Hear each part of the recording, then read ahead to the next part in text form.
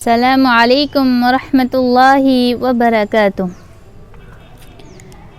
اعوذ باللہ من الشیطان الرجیم، بسم اللہ الرحمن الرحیم۔ والعصر ان الانسان لفی خسر الا الذین آمنوا وعملوا الصالحات وتواصوا بالحق وتواصوا بالصبر۔ اس سورہ میں اللہ رب العالمین وقت، ٹائم کی قسم کھائی ہے، زمانے کی قسم کھائی ہے۔ اگر ہم دیکھیں کہ سوچ آتا ہے کہ اللہ رب العالمین اس سورہ میں وقت ہی کی قسم کیوں کھائی ہے۔ بعض سلف نے یہ بتایا کہ ہم نے اس سورہ کی مثال ایک برف بیچنے والوں سے سمجھا کہ ایک برف بیچنے والا کہتا ہے کہ برف بیچتے ہوئے زبان سے نکالتا ہے کہ میری برف خرید لو، میری پونجی ختم ہونے سے پہلے، میری کیپٹل ختم ہونے سے پہلے میری برف خرید لو۔ تو سلف کہتے ہیں کہ ہم نے اس سورہ کو سمجھا اس برف بیچنے والوں سے۔ اس سورہ میں عصر کی قسم، عصر کی مثال بھی لی گئی ہے کہ عصر یعنی جب عصر کا وقت آتا ہے تو دن ختم ہو جاتا ہے۔ دن ختم ہو جانے کے بعد سورج غروب ہو جاتا ہے۔ تو اسی طرح ہمیں بھی سوچنا چاہیے کہ ہماری زندگی کی سورج، اس سورہ میں ہماری زندگی کا بارے میں بھی بتایا گیا ہے کہ ہماری زندگی کا سورج غروب ہو جائے گا، ہمیں پتہ بھی نہیں چلے گا۔ ایک حدیث یاد کرو، عبداللہ ابن عمر کی حدیث ہے کہ وہ کہتے ہیں اگر شام ختم ہو جائے، شام آ جائے تو صبح کو یاد نہ کرو، اور صبح کے وقت اگر آپ رہیں تو شام کو یاد نہ کریں۔ یعنی اگر آپ سو جائیں، رات کو سو جائیں تو یہ سمجھ کے سوئیے کہ آج ہمارا آخری وقت ہے۔ اگر آپ جس حالات میں سوں گے، نبی کریم صلی اللہ علیہ وسلم کہتے ہیں ہم جس حالات میں رہیں گے، جس حالات میں سوں گے اسی حالات میں اٹھائے جائیں گے۔ یہاں ہماری زندگی ختم ہوتی جا رہی ہے، ہماری زندگی کا ایک پنا پلٹتا جا رہا ہے۔ ایک درخت، ہماری زندگی کی مثال ایک درخت سے لیجئے۔ ایک درخت سے اس کا پتا سال میں جھڑ جاتا ہے، تو اسی طرح ہماری زندگی کی مثال اسی سے لیجئے۔ لیکن دیکھنے کو ملتا ہے کہ دسمبر کا مہینہ جو گیا، دسمبر کا مہینہ 31 دسمبر کی رات نوجوان نئے سال، آنے والے سال کا جشن مناتے ہیں، اور اتنا شراب اس رات پیا جاتا ہے کہ پوری زندگی میں اتنی شراب نہیں پی جاتی جتنا اس رات پیا جاتا ہے۔ نئے سال کا جشن مناتے ہیں۔ ایک شعر میں ہے کہ ایک اور اینٹ گر گئی دیوار حیات سے، ایک اور اینٹ گر گئی دیوار حیات سے، اور نوجوان ایک کہتا ہے نیا سال مبارک ہو۔ مطلب ایک کتاب کا ایک پنا پلٹ گیا، زندگی کا ایک سال کم ہو گیا، پھر بھی ہم جشن مناتے ہیں۔ نبی کریم صلی اللہ علیہ وسلم کی بات کو یاد کرو، آپ صلی اللہ علیہ وسلم میں کہتے ہیں کہ 5 چیزوں کی قدر کر لو 5 چیز آنے سے پہلے۔ وہ 5 چیزیں کیا ہیں؟ نمبر 1، اپنی زندگی کی قدر کر لو موت کے آنے سے پہلے۔ یعنی جب تک آپ کی زندگی ہے، جب تک آپ زندہ ہیں یا میں زندہ ہوں، تب تک ہمیں چاہیے کہ ہم کس مقصد سے آئے ہیں، جس مقصد سے اللہ رب العالمین نے ہمیں اس دنیا میں بھیجا ہے، وہ مقصد ہم پورا کر سکیں۔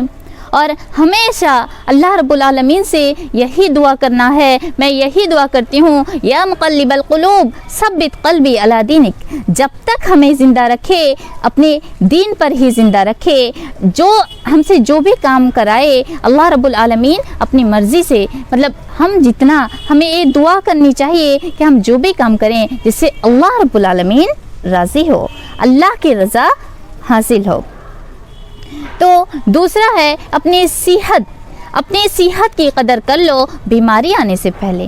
یعنی آج اگر ہم صحت مند ہیں، آج تندرست ہیں تو عبادت کر سکتے ہیں، گھر کے کام کر سکتے ہیں اور کہیں جا آ سکتے ہیں۔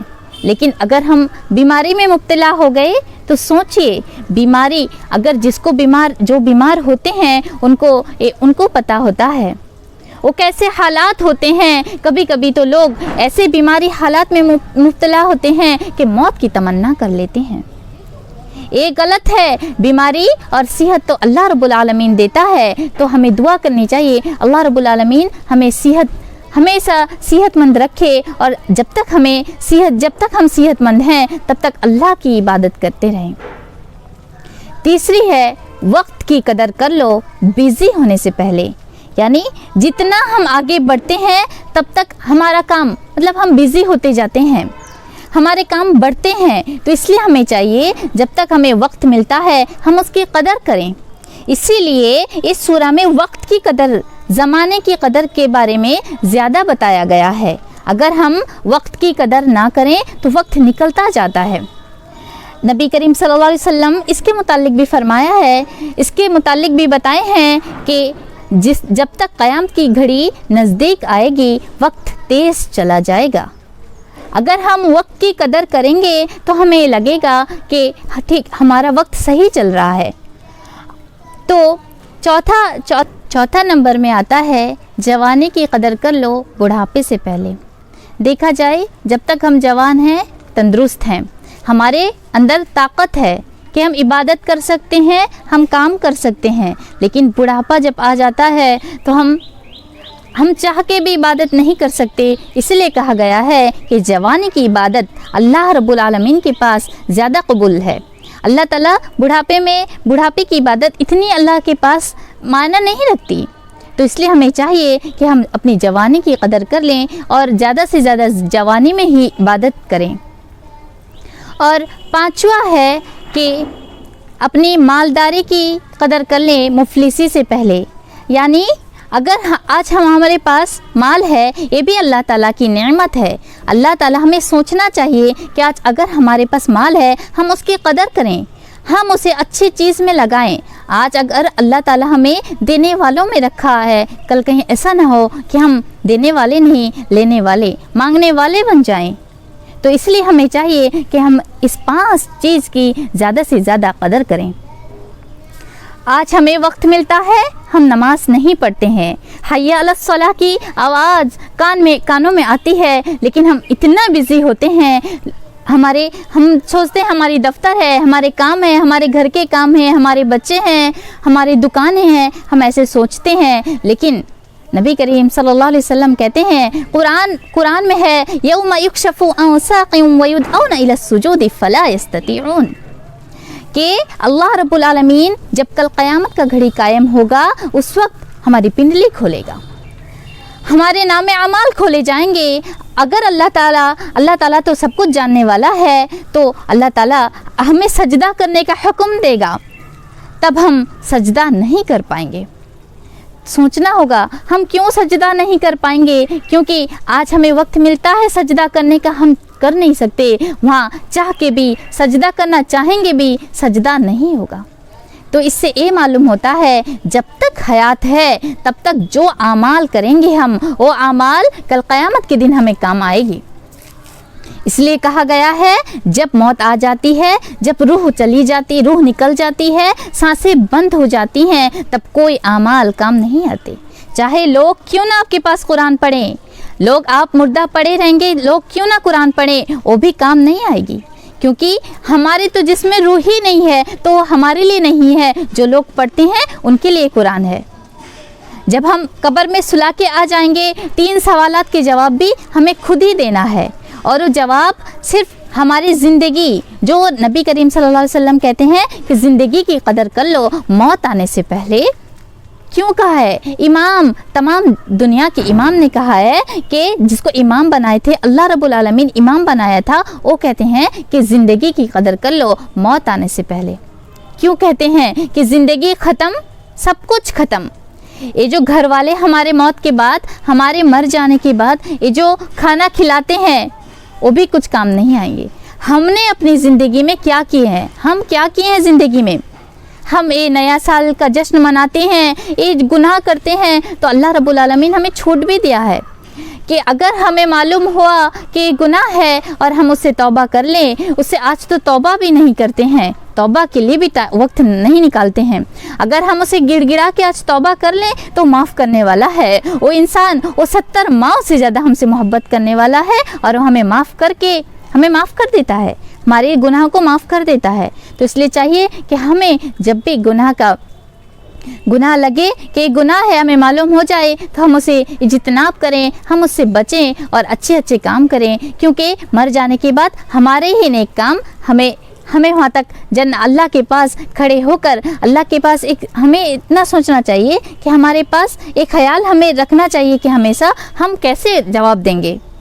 ہمیشہ ایک بچہ یا ایک بچی کوئی بھی اگر غلط کام کرتے ہیں تو وہ سوچتے ہیں کہ ہم اپنے والدین کے پاس کھڑے ہو کے کیسے جواب دیں گے, ہمیں ڈر لگتا ہے. تو اس لیے ہمیں اگزامپل لینا چاہیے. ایک اسٹوڈنٹس ہمیشہ ڈر رہتا ہے کیا ہم نے ہوم ورک نہیں کیا ہے تو ہماری ٹیچر ہمیں کیا بولیں گے.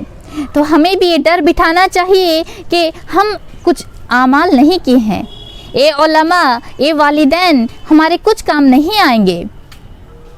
تو دوسرے سورہ میں, یہی قرآن کے دوسرے سورہ میں ہم دیکھ سکتے ہیں اللہ تعالیٰ بولتا ہے وَأُمِّهِ وَأَبِي وَصَاحِبَتِهِ وَبَنِي, کہ ماں باپ بیٹے سے دور ہو جائے گا, ماں بیٹی سے بھاگے گی. اگر ایک بیٹی اپنے بولے گی کہ میری ماں نے جو بتایا تھا دین کے معاملہ میں, دنیا کا معاملہ نہیں, دین کے معاملہ میں میری ماں نے مجھے یہ بتایا تھا تو میں یہ عمل کی, تو تب بھی ماں بھی بولے گی میں نے کچھ نہیں بتایا تھا. اگر ایک بیٹا بولے گا کہ میرے باپ نے مجھے یہ بتایا تھا تو باپ بھی بولے گا. ایک نیکی کے لیے ہم ترس جائیں گے کہ باپ ماں بھی ہوا, ہمارے لیے نفسی کا عالم ہوگا. لیکن ہم دنیا میں بولتے ہیں ہمارے ماں ایسے بتائیں, ہمارے ماں باپ ایسے بولے ہیں, ہمارے آبا اجداد ایسے عبادت کرتے ہیں, ہمارے علماء بھی کچھ کام نہیں آئیں گے. یعنی اللہ رب العالمین ہم کو زندگی میں ہی یہ بتا دیا ہے کہ اپنے اعمال ہی وہاں کام آئیں گے. تو ہمیں چاہیے کہ ہم 5 چیز کا قدر کر لیں اور تکبر سے ہمیشہ دور رہیں, کیونکہ نبی کریم صلی اللہ علیہ وسلم کہتے ہیں جب کانوں میں اذان کی آوازیں گونجتی ہے تو ہم نماز نہیں پڑھتے ہیں اور وہاں سجدہ کرنے کا حکم دیا جائے گا, ہم وہاں سجدہ نہیں کر پائیں گے. تو اس لیے ہمیں چاہیے کہ ایک فرعون کی بات کو یاد کرنا چاہیے کہ فرعون وہ کہتا تھا, چیلنج کیا تھا موسیٰ علیہ السلام کو کہ یہ جو ندی, یہ جو سمندر, یہ سب میرے حکم سے چلتی ہیں. تو اللہ تعالیٰ اسی کی سمندر سے, اسی کی نہریں سے اسے ڈبو دیا. قارون نے کہا تھا کہ میرے یہ جو پراپرٹی ہے, ہم جو آج پراپرٹی کے پیچھے بھاگتے ہیں, نبی کریم صلی اللہ علیہ وسلم کہتے ہیں کہ یہ جو کوڑا رکھنے کا ایک جگہ ہوتا ہے دنیا میں, وہاں ایک کوڑا رکھنے کا جگہ, جنت میں کوڑا رکھنے کا جگہ یہ دنیا کی تمام نعمتوں سے بہتر ہے. تو ہمیں چاہیے کہ ہم دنیا کی پراپرٹی کے پیچھے نہ بھاگیں, بلکہ ہم کوشش کریں کہ اللہم انی اسألک الجنہ, اے اللہ ہم تجھ سے تیری جنت کا طلبگار ہیں, تجھ سے تیری جنت طلب کرتے ہیں, جنت مانگتے ہیں. اللہم اجرنا من النار, اے اللہ ہم لوگوں کو جہنم سے تو دور رکھ اور لوگ دنیا میں جب تک زندہ رکھ, اور جہنم کے کاموں سے, شیطانی چال سے, شیطانی وسوسہ سے ہمیشہ دور رکھ. ایسی عبادت کرا جو عبادت تجھے پسند ہے, ایسا دعا کرنا چاہیے. کہ قارون نے کہا کہ میرے علم کی وجہ سے مجھے ایک پراپرٹی ملی ہے, اللہ رب العالمین نے اسے ایسا مارا کہ اسی کی دولت کے ساتھ اسے زمین کے اندر دفن کر دیا. تو ایسی پراپرٹی کا آپ دیکھ سکتے ہیں, ہمارے پاس اگزامپل ہے, سب کچھ ہے کہ ہمارے پراپرٹی ہی ہمارے کام نہیں آئیں گے. تو یہ دنیا کی پراپرٹی کچھ بھی نہیں ہے. تو ہمیں چاہیے کہ ہم جنت کا طلب کریں اور اس کی ہی تیاری کریں کہ ہمیں کیسے وہاں جواب دینا ہے.